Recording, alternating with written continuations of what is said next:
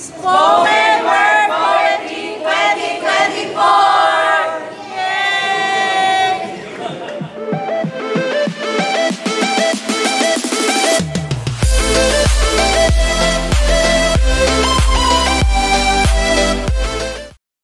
Sa ating lahat, ako po si Maria Sofia Bangan na nag-title po ng Tula ng Diyas ang aking babahagi sa iyo ngayon ay Balitang Bayani, Katalitan.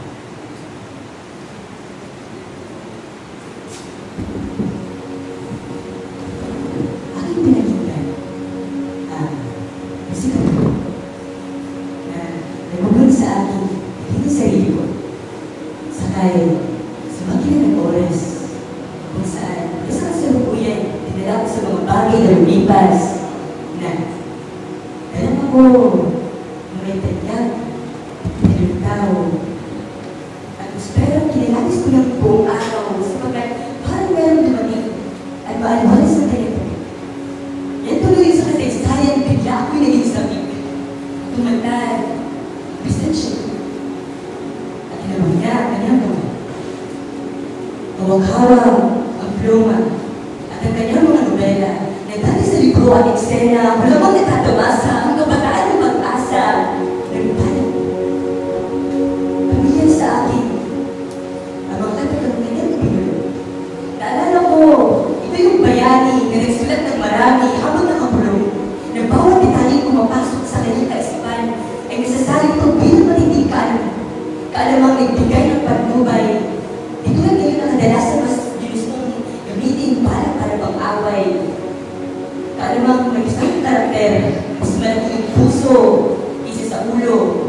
Kaalamang marunong pa rin magpakumbaba kaysa maging ang bugero. God said, Misan. Biglang mag-iuling sa bit. Ako naman na tuwang-tuwa na dahil rin tinanat ng modernong bit-bit kasama ang panulat sa bit na magulat. Hawakan siya sabihin, pinagmamalingan namin. Tinuloy ng bayani ng mga Pilipino at ng iyong bayan na di mo sinukuhan. Mga ako sa'yo, pwede mo akong ipagkwentuhan. At maayos siya tungkol. Halika.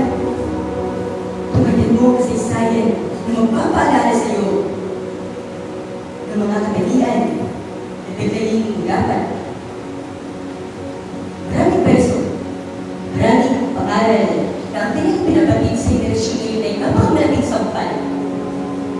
Aking pinairal na magpapababa at makinig. At aking dinig na dinig ay hipit at iyang nagpagdahan. Gusto niya ibabot sa mga bagong katawan na pwede na kaayo, hindi rin compromise sa respeto para na makipagsabayan kung sa may ganap sa mga tao. Ang maikling palitan ng mga salita kapag kausap ko ang bayani ay napang mga bulon hindi pa ang kalala. Kaya ikukwento sa inyo ang ikinilito niyo sa akin. Alam kong nagkukulita na lamang natin ng kanyang pagkabayani bilang alaala. Ngunit ako mismo ay saksi. Kanyang ipinabot at pinahagi ang mga nakakitangin katalian niya. Namangha ako ng sinabi niya sa akin ang kaugnayan, ang kahalagahan ng 20 core values na ngayon sinasagawa na natin.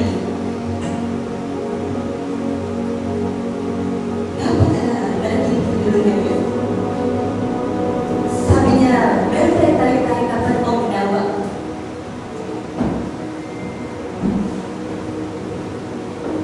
Kung ano yung kindness, kung ano yung friendliness, kung ano yung patriotism, kung ano yung openness, meron bang perseverance, honesty, diligence, at unity, at tinatag niyo bang klaruhin kung ano yung buwang ng integrity, excellence, commitment, at equity. At bago pa matapos ang aming konversasyon, itignan ko bang klaruhin ang buwang. Sabi niya, ito'y aking piling. Ito'y mga kaniyang dapat ng kadalin. Ang love of God o pagmamahal sa Diyos. Pagmamahal sa bansa. Pagbibigay respeto, matinding integridad ay mahalaga. Magkaroon ng panig lamang. Ano sa pag-ilipod at mas pinagbuting kakayahan. Grabe ang katangian. Nagbayanin natin ibang paraan sa paglaban. Sumasimundo yun. Ako yung bumibig. At aking pinakinggan ang musika to na nagtulog sa akin naging sarili ko. Sakay, sumaki na ng oras at pinalito ko sa kasalukuyan mula sa nakaraan na di ko karaniwan. Hindi ito mga butong hininga. Hinga ka ng malalim at ating alalahanin, ating tagali, pati itong bayani, nakikita, tagi-tagi. Maraming salamat po.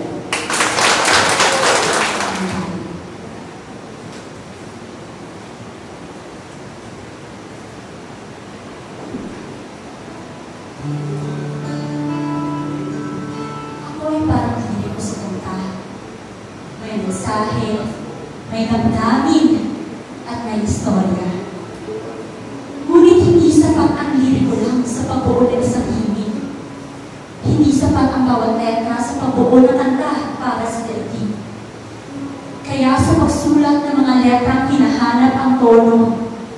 Paggabay sa pagsayaw ng mga liriko, hinahanap ko ang boses ng mga taong takot lumabas sa mundo. Takot ipahiwatig ang mga kaalamang pantao. Mayroong lapis, ngunit ayaw magsulat. May magandang tinig, ngunit ayaw kumanta. May malawak na kaalaman, ngunit ayaw ibahagi. May mga balitang nabubulok. Dahil sa kahon ay namalagi. Kaya aking napagtanto, marahil nakagapo sa kadena ang hinahanap na tono. Nakaposas ang damdamin ng mga taong nais bulayin ng mundo na tila hindi napupukaw ang puso ng mga tao kaya bilang Pilipino. Nais ko na lamang maglakbay sa teknolohiyang makabago. Bagong instrumento para sa kanta ng bayan ko. Karapatan sa pagsayaw ng mga nota sa kantang ito. Dahil sa nakaraang pagkanta, ang mikropono ay sira. Sa nakaraang pagsulong ng karapatan ng sandata ay nawala. Kaya sa pag-angat at pagsulong ng pangarap, linya sa aking kantang pinapasarap. Linyang nagpapatibay sa kalipunan, mga katangi-tanging katangian. Nigat, Jose Rizal, na dapat tunaran. Pagmamahal sa Panginoon, pagmamahal sa bayan. Kasabay ng pagbirit ng aking lalamunan ay ang pagsigaw ng pagiging makabayan na ako. Ako ay isang Coronadaleño. Matapat, may pananagutan at disiplinado dahil sa landas ng buhay sa pagharap sa mundo. Taglay ko ang mga katangi-tanging katangian sa lalawigan ng South Cotabato. Lahat tayo ay maaaring kumanta. Sabay-sabay tayo magliliwanag ng pagkakaisa, kabaitan, kasipagan at pagkabanal. Magpursige para sa integridad ng lalawigang minamahal dahil sabi na, Nigat, Jose Rizal, ang kabataan, ang pag-asa ng bayan. Tayo ang pag-asa ng bayan, kaya huwag sumuko, ipakita ang pamamahala at kausayan. Huwag nito maging bukas ang aming isipan. Dahil ang kanta ng aming bayan ay hindi halalalang. Ang kanta ng aming bayan ay para sa mga Pilipinong lumalaban sapagkat paano lilipat sa kalangitan itong ating kanta kung ang mga tono ay walang karapatan na yakapin ang hangin at maging masaya? Paano ka maging maayong matabo kung kalain ang mga pamatasan mo? Paano ka mahambal na nagkakaisa kita kung ang iba wala lahat ng importansya? Importansya sa isang katao, palibot ka sa sarili.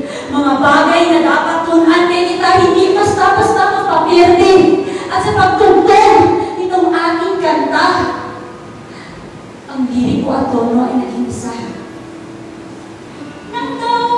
Adobo nga manok sa paborito nga karinderya. Namit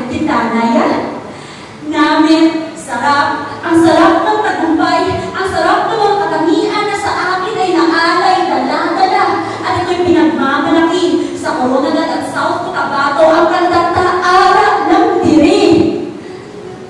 Sa tinta ng pluma at sipit ng bawat pahina, bawat pangarap, bawat adhika. Tinig ng bayan laging malaya tapat sapagkat katarungan ng taglaw sa bawat pagsulat. Sa ganitong paghabi ng aking tinig, ang kantang may katangi-tanging katangian, laging titindig. Dahil sa kanta ng bayan, nagkaisa sa layo. Sa malayang kantahan, tayo ay aahon, maskin liwangon. Ang kanta ng ating bayan, kanta ng mga Pilipino, taong bayan ng liriko, katangi-tanging katangian, ang tono. Maraming salamat. Ang word poetry na ito ay inihahatid po sa Remember Dr. Sergian. At ito ay may titulong Bayaning Nakautulan. Ustedes, yan ang pangalan. Kilala sa napakadaming larangan, ngunit mas kilala sa iyong taglay ng kabayanihan. Sa kabila ng iyong mga kaburihan, mayroon akong katanungan. Paano ka naging bayaning nakautulan? Putukan dito, putukan doon. Sigawan dito, sigawan doon. Iyakan dito, iyakan doon. Pagmamalpin dito, pagmamalpin doon. Napakadami ng namatay. Napakadami ng nahirapan. Ngunit, bakit ikaw ang napiling maging pagkansang bayani ng ating bayan? Jose, Protasio, Rizal, Mercado, E. Alonso, Rialonga. Kasinghawa ng iyong pangalan ang naging ambag mo sa kasaysayan. Bata pa lamang ay handa ng makipagsapalaran, pumasok sa iba't ibang paaralan at nakipagsabayan sa kahit anong larangan. Sa kahit anong pagsubok ng buhay ay handa mong pag-iis na ibigay lamang ang pangangailangan ng iyong mga mahal sa buhay. Tutsuhin man dahil sa iyong taglay na taas at kulay, lahat ng ito ay kaya mong lampasan para sa pangarap na iyong inaasa. Ngunit sa kabila ng iyong pag-intindi ay nanatili pa rin ang iyong paninindigan. Paninindigan gawin ang tama at isuplong ang kamalian. Tulad na lamang ng isang kaganapan sa inyong paaralan. Nagtanghal sa harap ng mga mata, kasabay ng pagtanghal ay ang logi exposing sa maling nakaraan. Dito nagsimula ang iyong kasaysayan. Naging mainit sa mata ng may mga kapangyarihan, kaliwatan ng dalaw ay binabantayan isang balik. Iyak na may katahanan.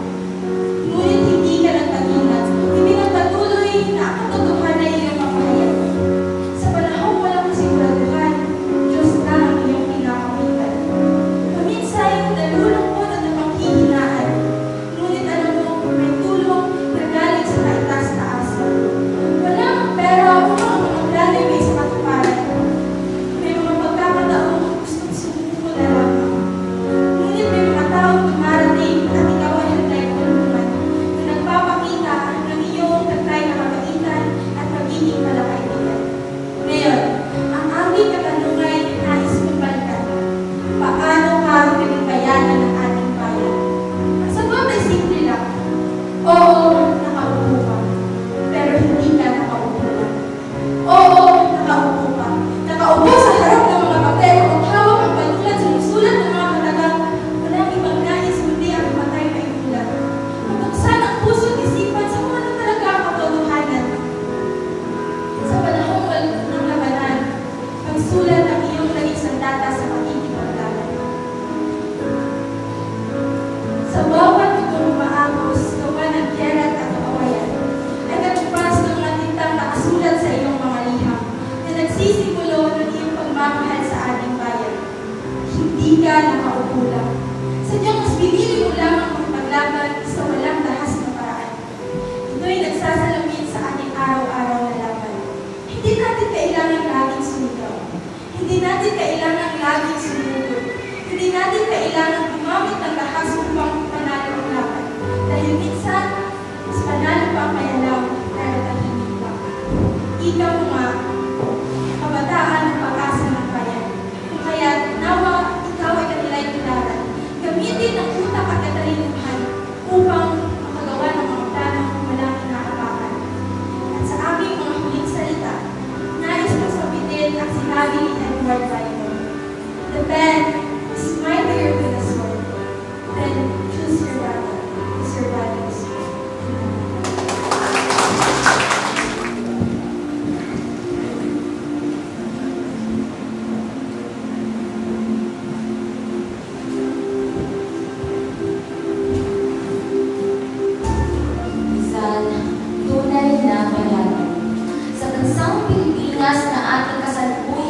ginagalawan. Tayo po'y mga Pilipino, inaalipusta ng mga sumakot na dayuhan. Tayo tila mga bilanggo sa mga presuhan at kalayaan ay isang panaginip lamang. Ngunit sa ika-19 ng Hunyo, taong 1861, sinilang ang bayaning Rizal ng kanyang inang si Teodora. Ang bayaning magtutulog sa pananakop ng mga dayo at magbibigay kalayaan sa milyon-milyong Pilipino. Si Pepe ay lumaki na matalino at may pagmamahal sa bansa, kung kaya't marami siyang isinulat na obra tungkol sa kaliliman ng mga Kastila. Masasabi rin matapang si Rizal ngunit hindi sa armadong labanan. Sa pamamagitan ng politikan, Pilipinas ang kanyang napaglaban. Sa ginawang pagpapakabayani ni Pepe, masasabi natin siya ay katanging-tangi. Pinakita niyang tapat siya sa ating bansa. Ginamit ang ating katalinuhan upang ihinto ang ating pagdurusa. Ang mga karanasan ni Pepe sa kamay ng mga Espanyol ay mahirap, ngunit siya'y nagtiyaga at nagsumikap.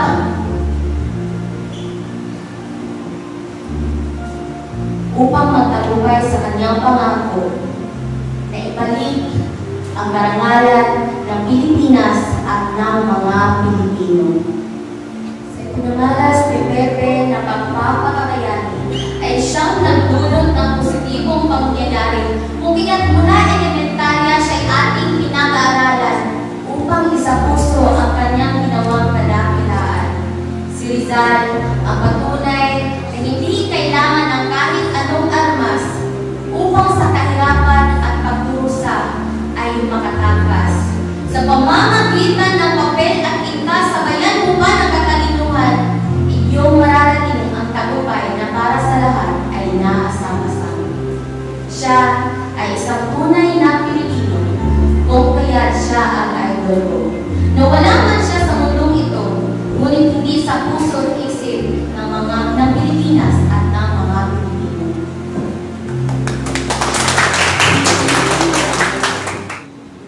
Bago ko ito simulan, may isang katanungan. Piso, 500, o 1,000? Ano dito ang pipiliin nyo? Madaling sabihin ang malaking halaga. Eh sila na sa piso. Ayaw ko ba? Bakit hindi natin pagmasdan? Kwento ng isang waran na hilig na nakaungit sa harapan.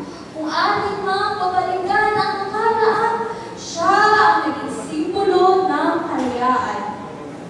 Mga katangian ni Gab Jose Rizal mula sa kanyang mga obrang puno ng aral, mga kausayang dapat tagliin. Bakit hindi natin isa-isang tulisin?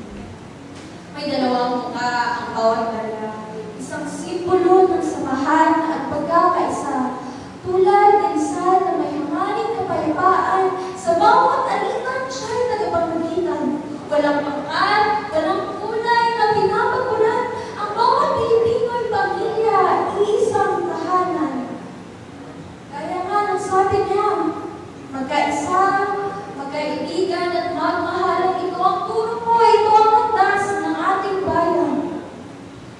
Kung si Rizal ang naging larawan ng katapatan, tayo rin sana maging ilaw ng katotohanan. Sa mismong hawak mo, isipin mo muli ang buhay na tapat, ang susi sa bayan natin lagi. Ang piso'y kinakalawang kapag pinapabayaan, tulad ng integridad sa puso'y nalilimutan. Ngunit si Rizal sa prinsipyo'y nanindigan at sa mga aral niya'y namulat ang aking mga kaisipan.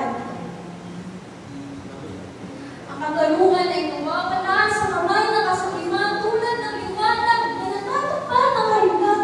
Bagamat si Rizal sa katotohanan nanindigan, kanyang ipinaglaban ang hustisya ng ating bayan.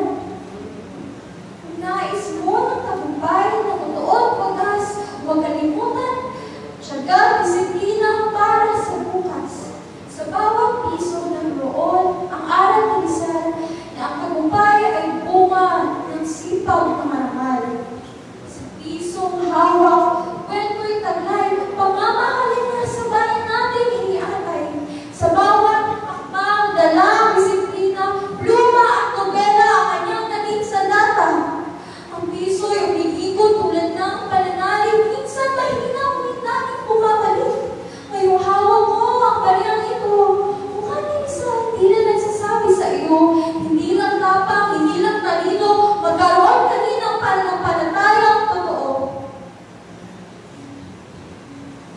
Ang pera ay umakyat sa merkado ng buhay tulad ng dedikasyon ni Rizal, matibay at tunay. Sa bawat pagkatalo, may aral na natutunan, bayanin na tagumpay laban sa mga dayuhan. Sa bawat piso sa kamay ng mamamayan, tulad ng sakripisyo ni Rizal, hindi iniisip ang sariling kapakanan. Ang buhay inialay para sa bayan, pinagalaban hindi ang yaman, kundi ang yaman ng kalayaan. Suling sa dalib, lumay nagbigay ng galaw, iorder mo ang Diyos ang kanyang muling isinulat. Buhay inialay sa pag-asang pagbago, ang kalayaan ng bayan sa puso ng tagpo. Porter, Patria, Quereta, Divina Entrego, en cada lucha may esperanza despego. Lubos na gloria, divana en mi andar, solo verte, libre, sin miedo al mar. Sa bawat baryang kanya'y nakatingin, umugalaw na, kaya ko rin. Hindi siya sumuko kahit buhay ang kabalir, dahil ang dangal ng bayan ang kanyang tunay na nais. At kayo, anong katangian ang nais niyong taglalin upang paghibayanin sa bayan at hinlahin natin?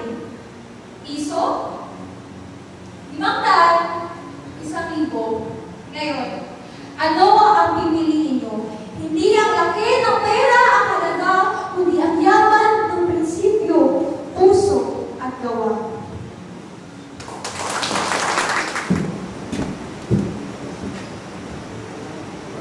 Hindi ko alam kung paano ito umuusahan. Kung anong salitang makapagsalisay sa katangian ni Capo Cesar o kung anong salitang makapagtugma upang may larawan ang kahusayan ni Cesar. Kung paano magkaroon ng tinig na ipamana sa susunod na henerasyon. Ako, si Abigail Oriana. 11 taong gulang.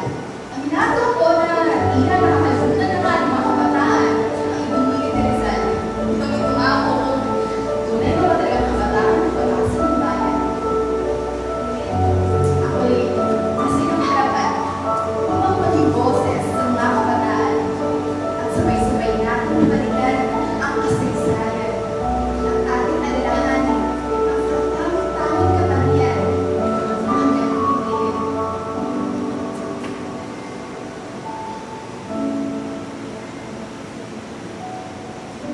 Sa pagpigil ng ating mga mata, gawin natin ang kanyang presensya na habang tayo'y naglalakbay na hindi tumong, na habang tayo'y naglalakbay na hindi sukat ang distansya, kundi sa panahong makapagbulat sa ating mga mata. Sa ating paglalakbay ay aking narinig ang mga tinig ni Rizal na may pagmamahal sa bayan, na handang makipaglaban, may pagtagumpay lang ang bayan. Bayan ko, ito ang buhay ko. Dalasin mo katanungan si Rizal na sa bawat pantay ang respeto niya sa kapwa, hindi lang sa matanda, pati na sa mga bata. At may katangian din siyang matyaga na hindi sa lahat ng laban dapat panalo ka. Minsan, kailangan mo pala natin matalo upang matuto. Hindi malasakit siya sa kapwa. Naroon siya sa bawat paghihirap ng magbayan. Ang malasakit ay hindi nakasukat sa pera o yaman. At may malikhain din siyang taglay sa bawat pagsulat ng akda, pagsulat ng mga tula. At alam kong karamihan sa atin ay tila hindi nagrespeto ang oras ng bawat isa. Ngunit si Rizal, siya'y masinop sa oras at may disiplina. May lakas ng loob ito upang lumaban na hindi dapat ang takot ang harap. May paglalagay sa buhay dahil ang buhay ay biyaya, sagrado at mahalaga. At hanggang nabubuhay ka, ikaw ay pinagpala. May mapanulit siyang taglay na nagpapaalala sa atin na hindi dapat tayo basta-basta maniwala sa mga bagay-bagay. At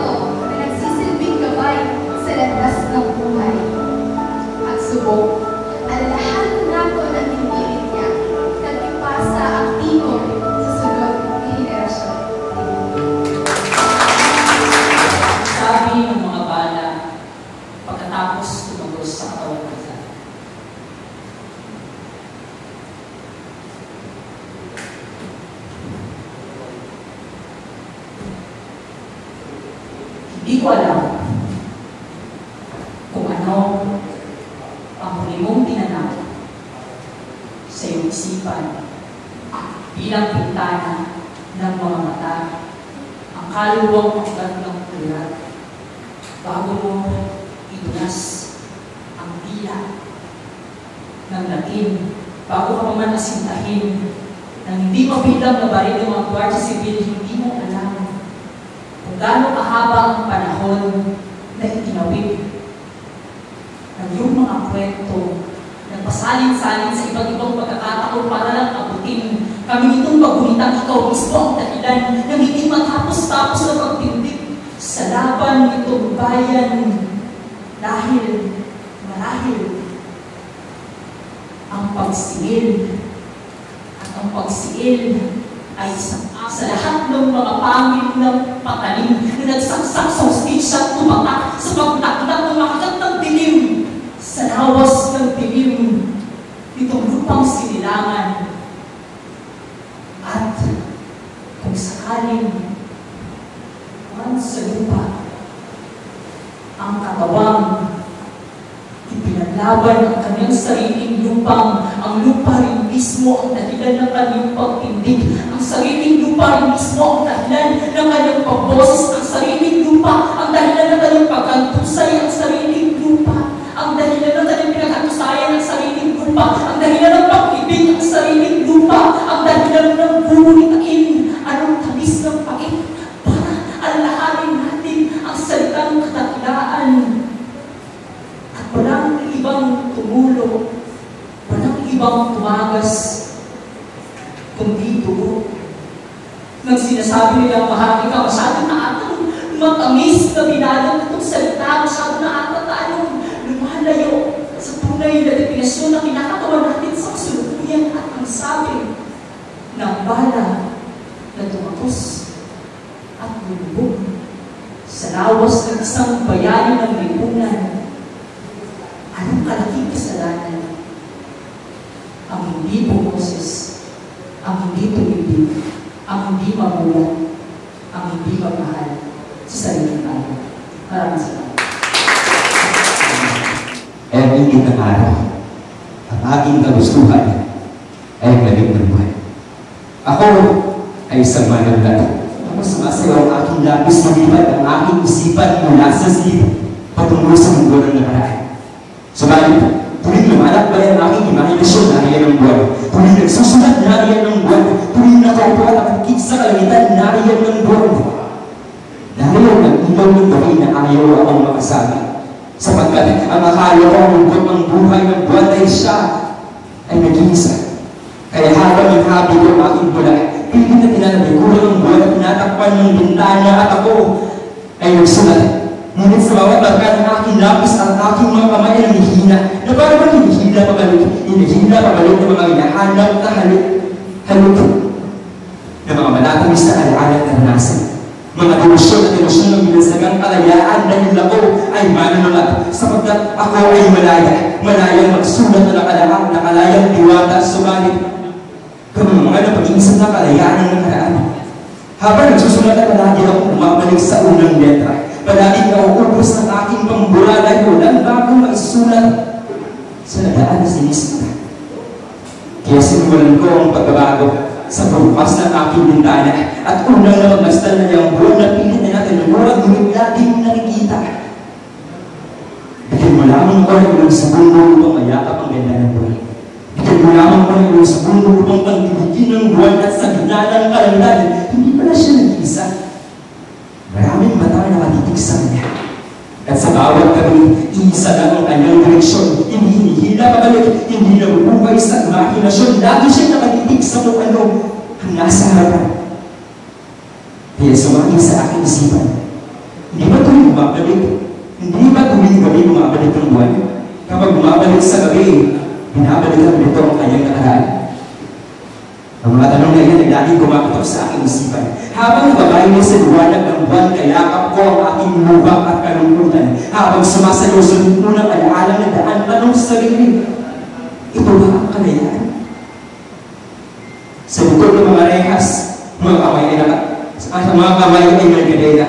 sa loob ng kwartang mukhaning nakaraan, kwartang ayaw umalis ng aking puso't isipan. Ako'y nalinang, naligaw sa imanisyong kasiyahan ng bigat sa mga alaalang mapait na pinagdaanan, umaasang babalik ang nilitang samahan. At sa paulit-ulit na pag-ikot ng buwan na sugatan na ang aking katanungan, nasagutan na ang aking katanungan, hindi ko babalik sa kanilang lahat. Dahil sa bawat gabi na lumilitaw ang buwan, bagong istorya ay nang bubuksan. Malalim ang nararamdaman ng kalingan ng kalangitan dahil sa bawat ulit ng gabi ang buwan ay hindi hinihila pabalik. Hindi ito naghanap ng mga nawawalang balik. Hindi katulad ko na bilanggo sa silid ng nakaraan. Ang buwan ay papakita ng kanyang liwanag kahit sa gitna ng kadiliman, malayang nagmamasid, malayang lumilipad paharap, malayang lumalabis sa akin ang kanyang magagandang sikat. Walang makakabigil sa buwan kapag nais itong bisitahin ng aking gabi. Walang makakabigil sa buwan kapag nais itong libunin ng bawat sulok ng mundo na hindi ko pa naliliskorin. Kaya ako pinunulat sa kwartang di na binanggo dahil sa kalawang ilaw sa kalangitan sa unang beses na binuksan na nito ang nakagsaradong pinto na iwan ng kadena ng nakaraan. Sa bawat akbang ng mga paa ay may marka ng kinubukasan. Kaya kung tatanungin ako, ano ang tunay na kalayaan? Mahal, ito po. Kay daw kakululbaan sa aton ginaagihan ng mga dalan. Kung kita galing mabulasot, sige lang, pasugot. Nga magkupo ako sa inusang hugot-hugot, pareho sa plastiko maging puso ko sa akong buhok.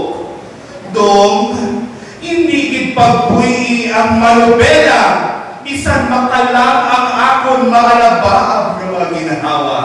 Bisan pinadilapan sa mga hinamon, ang imong mga paa, ang atong dalagan nung padasiga.